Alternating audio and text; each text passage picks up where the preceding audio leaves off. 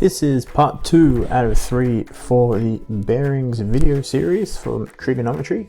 This part will be looking at some different examples and also opposite direction bearings, which can get kind of tricky to wrap your head around, but I've got a bit of almost like a hack to show you what the question is actually talking about. So now we're looking at this example here. We have 4 points that are on our compass: A, B, C, and D. And our first question will be looking at given the true bearing of each point from the origin. I'm just going to underline that, from the origin, which is dictated by the letter O, which is here. When a question is asking to give the true bearing from the origin, I believe this is the simpler type of question. And all we're looking for is, starting at due north, we're going to look for this angle here to the point A, which is on this line, this angle here to B, this angle here to C, and this angle all the way around to D. Now there are different ways, calculation wise, of how to do this. All right, I'm just going to do whatever I believe is the easiest one instinctively. But if you find another way and you get the same answer, by all means, you can do that way, that's fine. So the true bearing for A. All right, so our true bearing for A, we're looking at this angle from here to here. We don't know what this angle is, but we know that this angle is 35 degrees. So to get A, just like in part 1, all we had to do is get 90 degrees, because we know that this quarter is 90, and subtract 35 degrees. Find the difference between these two amounts to fill in this missing blank here. So on a calculator, we will do 90, take away 35, and this will give us 55 degrees. And remember, when we answer it, we always have to make sure that we have 3 digits in here, so that way we know we're dealing with true bearings. So with 0, 55 degrees. So that is our first one for A. And I just want to make sure that we're doing this. So this is A. Now let's get B. B is going to be equal to this degree here. We know that this is going to be 90 and the additional 45. So in this case, the B true bearing is 90 degrees plus 45 degrees. And in this case, 90 plus 45 is equal to 135 degrees. We don't need to put a 0 in front of it. There's already a 1 within the hundreds digit place, so we can just keep it as 1 there. C. C swings right around all the way from here to there. So there are different ways that you can get this, but the easiest way is to try to get the 3/4 all the way around and then subtract what amount that is there. So kind of backtrack back to here. So in this case, this is 90, 180, 270. So we're going to get 270 degrees. Okay, this will give us a full rotation to here, but then we're just going to backtrack a little bit because we're just after anyway within that line, and that's where we're going to subtract 30 degrees. So in this case, 270 take 30 will give us 240 degrees.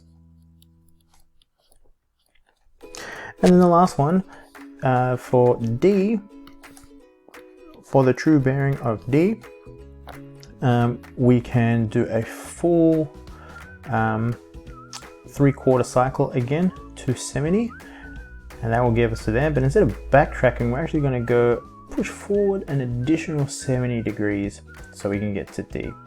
Okay, so in this case, this will be 270 degrees. So that's the 3/4, 1, 2, 3, and then add that additional 70 to get to that point D. In this case, 270 plus 70 should give us 340. So in this case here, the true bearing for point D from due north, and it's always going to be from due north, is 340 degrees. And the first part, when we're getting our bearings from the origin, this is the easy part. But then where it gets tricky is when we're looking at the questions, give the true bearing of the origin from A. Beginning the origin from A, and people look at this and they think, oh, that's easy. That's just whatever that answer was there, which is 55 degrees. Not necessarily. We're getting the bearing of the origin from this point here. And then this is where students get confused, because they're thinking, oh, hold on a second, how can we do that if we're trying to get this true bearing here? I don't understand what that means, because we're always getting it from the origin. If we're getting it from A, where do we start? Is the due north? So how does that work? And this is the same thing. I got confused with this type of terminology for a very, very, very long time, until I figured out that you can put a certain word within the question and it will help you tremendously terminology wise. So I'm just going to write, give true bearing of O from A. I'm going to write this down. Give true bearing. Give true bearing. And this will say of O of. And I'm going to leave a little bit of a line here. O from A.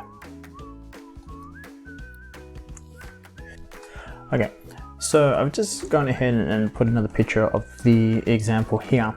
Now, give the true bearing of, and we're going to look for this O from A.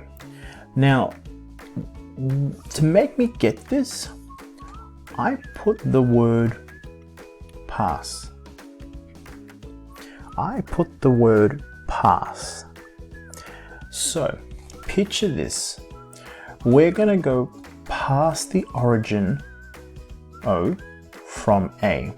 So let's look at A. We're on this point A. And from A, we're going to walk past the origin. So we're going to go. Stop. We're at the origin. And we're going to keep going. We're going to go past it. Okay, we're not going to change direction. We're not going to just turn a little bit or go that way. We're just going to go, nope, we're going to create a straight line that goes straight through there, like that, as straight as possible.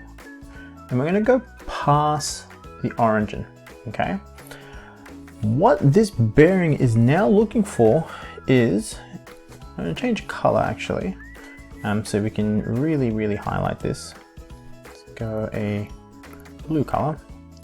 We're looking for what this true bearing is right there. We're looking for that degree amount. Now, how do we work this out? Well, what we do know is we do already know what this amount is from here to here. We figured this out in the previous question, and that was 55 degrees in true bearing 055. All you have to do for this is whatever that bearing is, if it is between 0 to 180 degrees inclusive, all you have to do is just add 180 degrees to it. So in other words, from the origin to A, we get that as 55 degrees. And to go past O from A, so we keep going, go and past the origin, we add 180 degrees.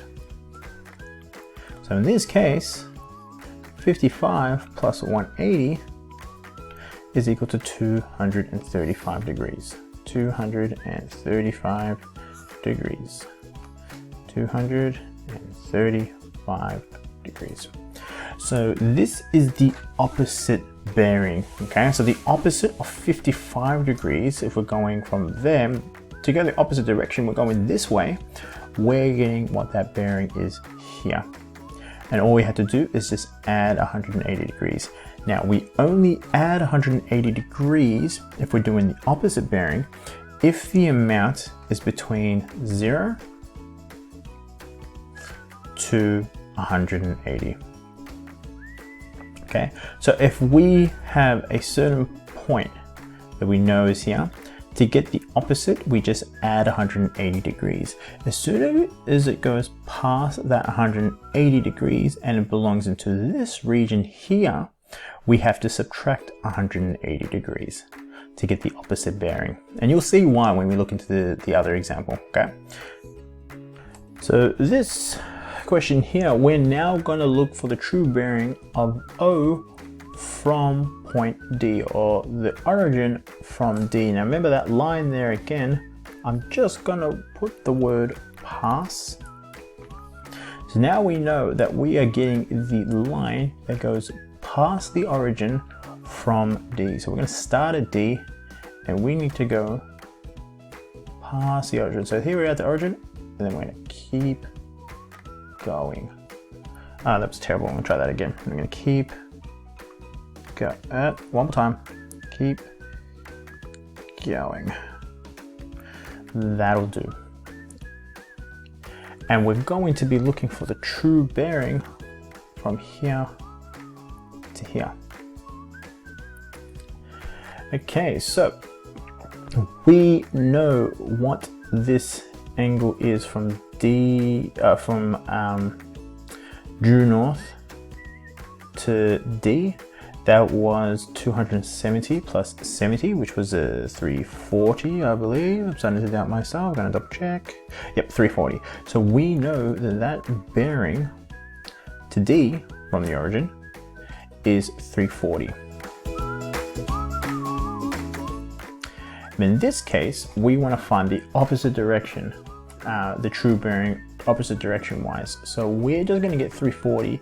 This time, because the angle is between 180 to 360, we're going to subtract 180 degrees. Because we can't necessarily add 180 degrees. We can really, but bearings are given between 0 to 360 degrees. The moment we add, let's just look at it for argument's sake. Let's have a look and let's say, okay, let's add 180 degrees to this. This is saying that we have a true bearing of 520 degrees. So we've done a full revolution plus an additional sum, which is not necessarily what we're looking for in this case. We have to make sure that we answer between 0 to 360 degrees. So we're kind of backtracking a bit to go to the opposite direction, and then we're getting that true bearing. So in this case, 340, take 180, is 160. So the opposite direction from origin to D is going that way, and we're finding what that true bearing is, which in this case is 160 degrees. So true bearing, opposite direction of true bearings can get a bit confusing. All you got to just remember is you're going past the origin from a certain point if you're doing it opposite wise. So if we're talking about point C, we're going to go past the origin from C, which is almost in line with A, but just a little bit off. And then we're going to find what that bearing, little bearing, is in there. Okay, so as a rule of thumb, if the true bearing, I'm going to write TB, if the true bearing is between 0 to 180. Okay, so if the true bearing is between 0 to 180 degrees, then to get its opposite,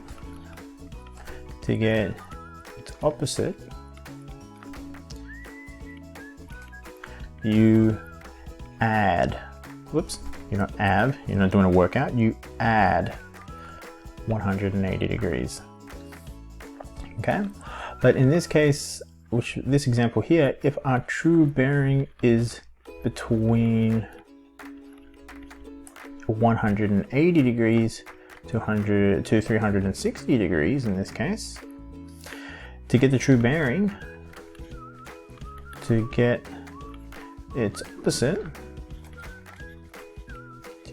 opposite, you subtract 180 degrees.